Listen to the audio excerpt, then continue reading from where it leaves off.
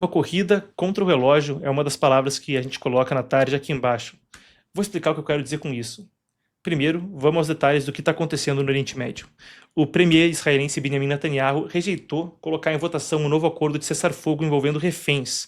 Isso numa reunião de gabinete tensa. Se estendeu até a madrugada desta segunda-feira. Os ministros pressionam para que o premier não aceite uma proposta do Hamas, enquanto o chefe do Estado-Maior, o general Eyal Zamir, defende esse acordo. O argumento do militar e daqueles que querem esse acordo, então, é que a ofensiva de Israel, a Operação Carruagem de Gideão, que deu controle sobre cerca de 75% da faixa de Gaza, teria criado condições para a possibilidade de os reféns serem devolvidos.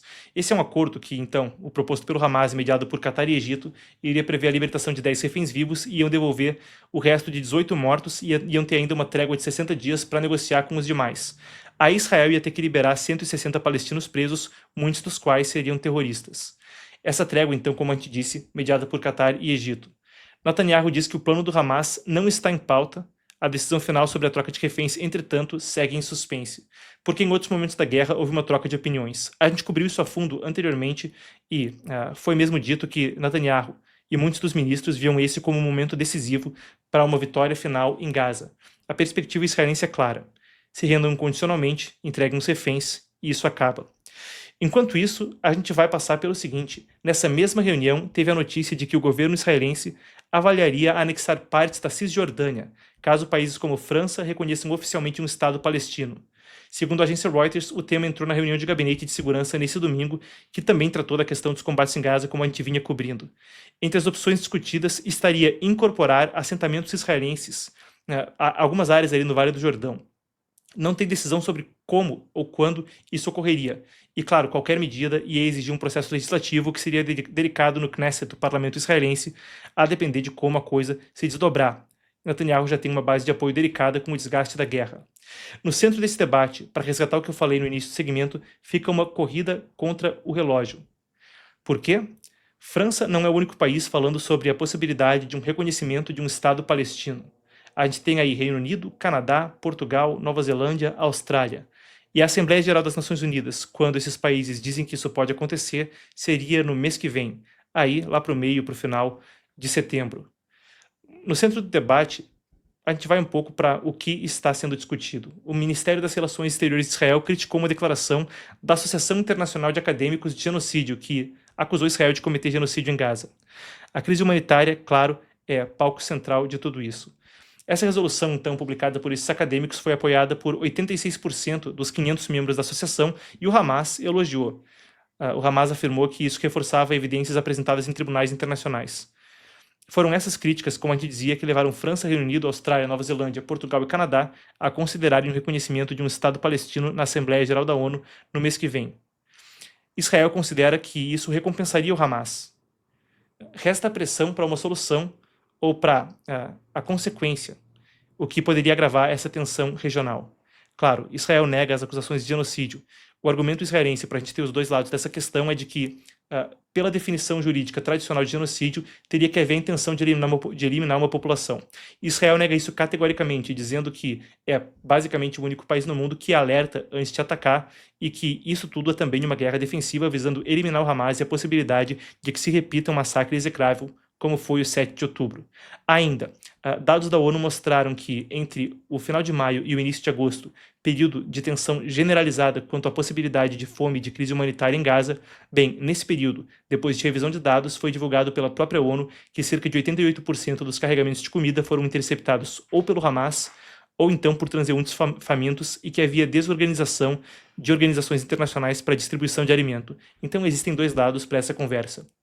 Enquanto isso, no campo de batalha, vamos entender a situação. Israel avança com o plano para assumir o controle da cidade de Gaza e destruir o Hamas. No sábado, um ataque aéreo matou o porta-voz do grupo Abu Obeida. Esse era um terrorista conhecido pelo papel central na propaganda do Hamas e por divulgar vídeos relacionados ao ataque de 7 de outubro. O ministro da Defesa de Israel, o Israel Katz, a gente tem aqui então a publicação dele, descreveu a operação como uma execução impecável. Teve outra operação no Oriente Médio, vale a pena acrescentar que Israel já disse que essa seria uma guerra de 7 frentes, falando aí de Hezbollah, Houthis no Líbano, o Irã e outras organizações. Em outra operação no Oriente Médio, então, houve um ataque à capital do Iêmen, Sana, que matou 12 oficiais dos Houthis, entre eles o chamado primeiro-ministro do grupo, que ocupa grande parte ali do Iêmen e tem causado caos nas hidrovias, nas vias de navegação do Mar Vermelho, perto do Canal de Suez. Essa operação destruiu a infraestrutura estratégica dos terroristas. Milhares de pessoas participaram dos funerais das autoridades Houthis. E a morte do líder também é simbólica, mas não garante o enfraquecimento duradouro do grupo terrorista, que conta com o apoio do Irã. Vale a pena acrescentar que isso vem também no contexto de tensão muito grande com os Houthis, tá? Só para a gente abrir um parênteses. Os Houthis invadiram os escritórios das agências da ONU para alimentação, saúde e infância na capital do Iêmen e prenderam 11 funcionários então da ONU. O secretário-geral Antônio Guterres condenou essa ação e pediu liberação imediata. Ele disse que o pessoal da ONU nunca deve ser alvo enquanto trabalha. O secretário condenou a ação e exigiu então a libertação imediata dos funcionários. A ofensiva de Israel em Sana também foi citada como preocupação pela Arábia Saudita e pelos Emirados Árabes, que temem uma expansão regional do conflito. Bem, por aí a gente pega um pouco da situação no Oriente Médio. Mas se a gente falava do que vai acontecer na sequência na Assembleia Geral da ONU, nessa contagem regressiva, tem um fator a mais. Não é só uma questão de se pode haver anexação de pedaços da Cisjordânia, ou a questão do reconhecimento de um Estado palestino, ou mesmo uma investida maior de Israel para tentar encontrar uma solução para o conflito nas próximas semanas, antes da Assembleia Geral da ONU. Isso também traz à tona a questão dos Estados Unidos e de qual vai ser a postura de Washington. Tem um fator a mais aí.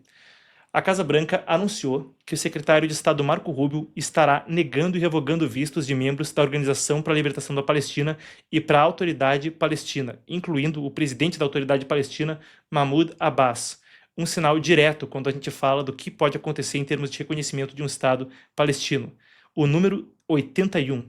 Oficiais palestinos, então, têm seus vistos revogados. A única exceção vai ser para funcionários permanentes e dependentes da missão palestina na ONU. Conforme o acordo da sede da organização desde 2012, representantes palestinos participam ali da ONU como observadores que não são membros e podem debater, mas não têm direito a voto. O governo Trump disse que a medida era do interesse da segurança nacional e que era do interesse da segurança nacional responsabilizar a Organização para a Libertação da Palestina, claro, historicamente um órgão terrorista, e a Autoridade Palestina por não cumprirem compromissos e por incentivar terrorismo. Segundo Washington, a Autoridade Palestina estaria usando a Assembleia da ONU para buscar o reconhecimento do Estado palestino e isso fugiria do trabalho rotineiro da missão e desafiaria interesses americanos. Muito bem, que fica aí a posição dos Estados Unidos a respeito. O que acontece em termos de reconhecimento e que resposta Israel poderia dar, a gente aguarda para descobrir. Se é um momento tenso que vem adiante, como eu citava, mesmo lá atrás, no início do programa, quanto ao que pode acontecer com o Brasil, com o Estado de Direito, com julgamento e com sanções, a crise e a tensão se estendem ao Oriente Médio, conforme a gente abre setembro, com muito a ser discutido. É uma ruptura histórica de Rubio, e envia também um recado claro que pode gerar atrito diplomaticamente, mas o que ocorre na sequência resta a ser vistos. Eu também pedi que a gente apurasse aqui uma questão quanto ao apoio que está disponível para Netanyahu e quanto à ofensiva. Antes da gente seguir, eu resgato aqui nas minhas notas. Vale a pena a gente acrescentar o seguinte: uma pesquisa recente da Gallup, independente, mostra que o apoio dos americanos às ações militares de Israel em Gaza caiu para 32%. Essa é a menor taxa de apoio desde novembro de 2023, a desaprovação está chegando a 60%. Claro, democratas independentes são os que perdem mais confiança, mais aprovação em termos da ofensiva, enquanto 71% dos republicanos ainda apoiam a posição israelense, o que fica acima dos 66% há um ano atrás. Apoio cresce entre republicanos, cai então entre a esquerda local nos Estados Unidos.